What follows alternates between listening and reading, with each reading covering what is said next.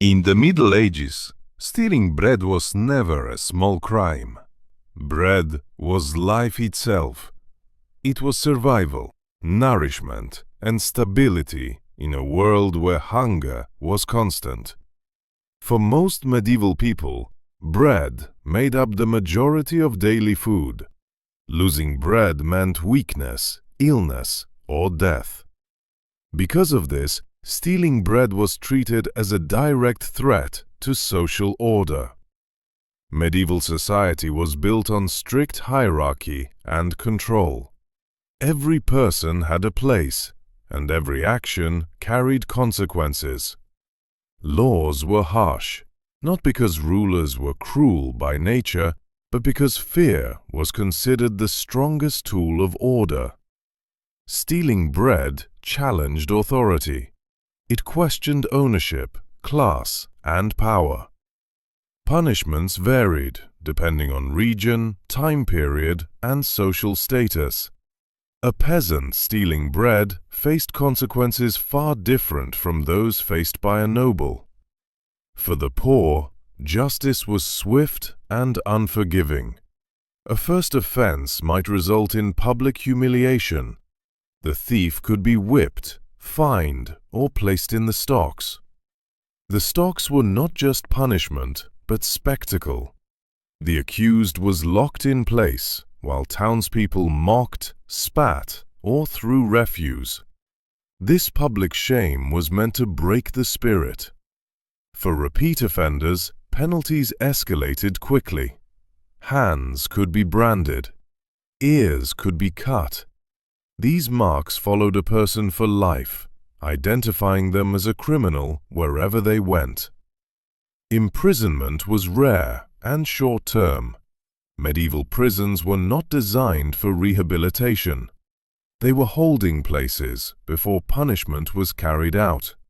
Execution was not uncommon for theft, especially during times of famine. When food shortages struck, laws became even harsher. Authorities feared unrest more than injustice. A starving population was dangerous. Stealing bread during famine was often treated as rebellion. In some regions, thieves were hanged for crimes that today would seem minor. The law did not consider hunger a valid excuse. Survival was not a defense. Justice was meant to deter, not to understand. Children were not spared. Young thieves could be punished alongside adults. Their age offered little protection. Families often stole together, driven by desperation. If caught, entire households could suffer consequences. Women stealing bread faced particular dangers. Punishment could be combined with accusations of immorality or disorder. Public shaming was especially brutal. Church teachings complicated matters.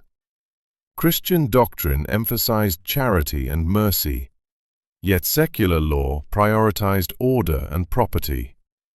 This contradiction shaped medieval justice. Some clergy intervened, offering protection or leniency. Others supported harsh punishment, believing suffering led to repentance. Monasteries sometimes provided food for the poor, reducing theft, but access was limited. For many, stealing bread was the last option. Guilds and towns tried to regulate bread prices. Bakers were strictly controlled. Selling underweight bread was itself a crime. Authorities feared riots more than thieves. Bread shortages often sparked violence. When people could not eat, law collapsed quickly. Stealing bread was not just about hunger. It exposed the fragility of medieval life. It revealed how close ordinary people lived to disaster. One bad harvest could turn honest workers into criminals overnight. Yet the law did not bend easily. Justice was blind to desperation. It protected stability at all costs. The punishment for stealing bread did not exist in isolation.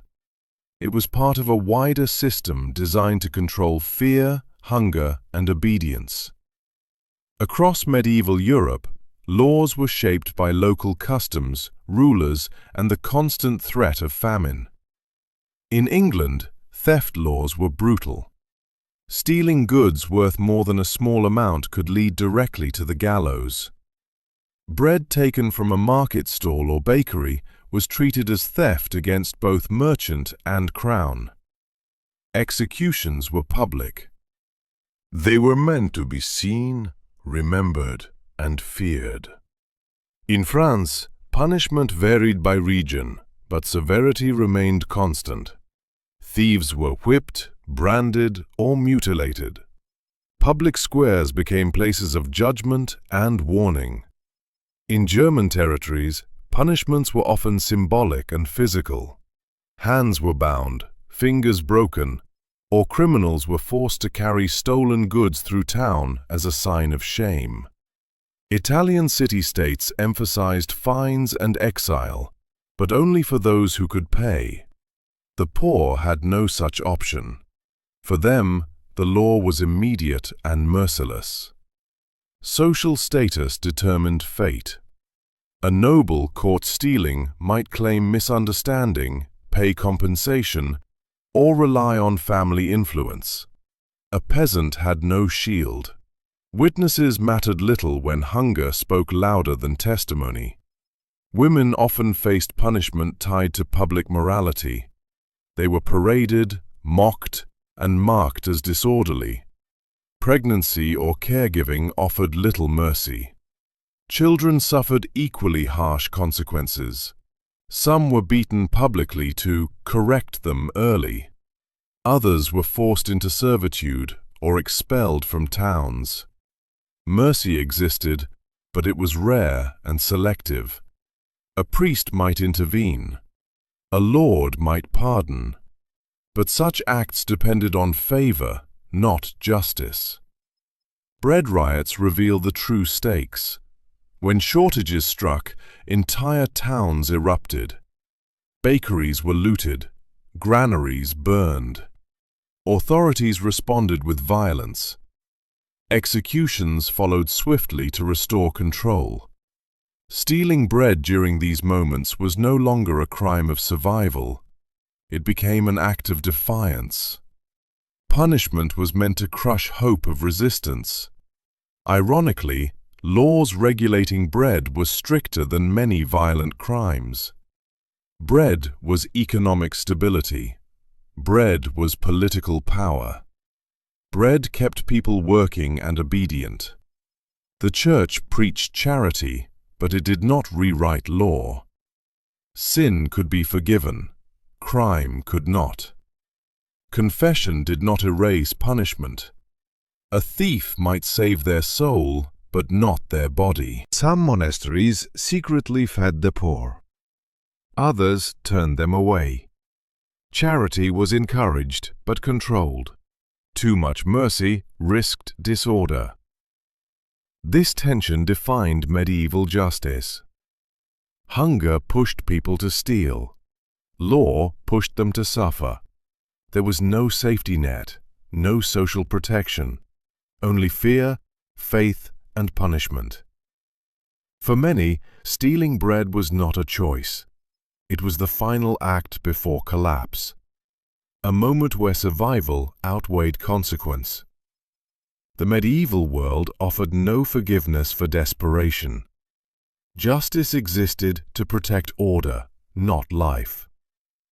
Stealing bread revealed the brutal truth of the Middle Ages, that survival could be a crime, that hunger could condemn, and that in a world ruled by fear and scarcity, even the smallest act of theft could cost everything. Over time, the fear of punishment became part of everyday medieval thinking. People learned early that hunger did not excuse crime. Parents warned children not only about sin, but about law. Stealing bread was spoken of in whispers, as something dangerous but sometimes unavoidable.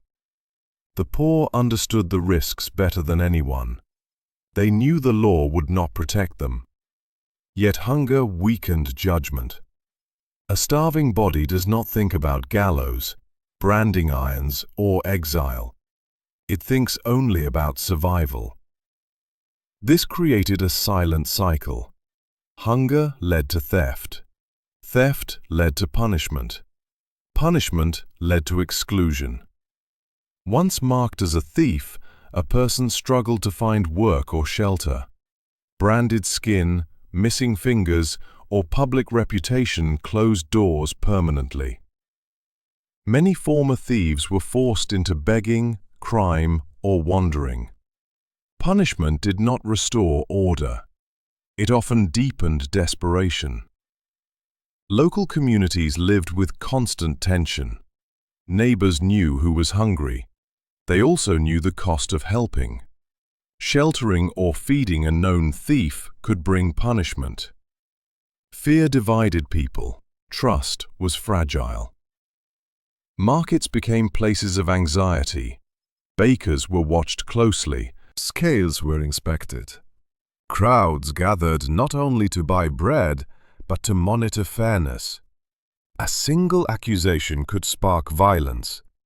When bread was scarce, justice became faster and crueler.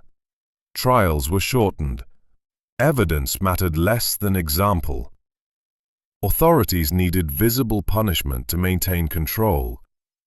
Executions increased during famine years, not because crime increased dramatically, but because fear had to be reinforced. In some towns, bodies were left hanging for days, a warning written in flesh. Stories spread quickly. Parents told them to children. Priests repeated them in sermons. The message was clear. Hunger was dangerous. Disobedience was fatal. Yet even in this system, cracks appeared. Some judges quietly reduced sentences.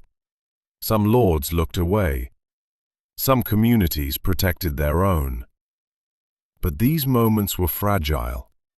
They depended on personal mercy, not law. There was no reform. No concept of fairness based on need. Only stability mattered. Bread was currency. Bread was control. Bread was peace. To steal it was to disrupt the entire order of medieval life. This is why punishment was so severe. Not because bread was sacred, but because society was fragile. One bad harvest could destroy everything. Rulers knew this. They ruled through fear because fear worked. Stealing bread revealed the true cruelty of the medieval world. Not monsters, not villains, but a system built on scarcity and control, where survival could turn into a crime overnight, where law protected order, not people, and where a single loaf of bread could decide whether someone lived, suffered, or disappeared forever.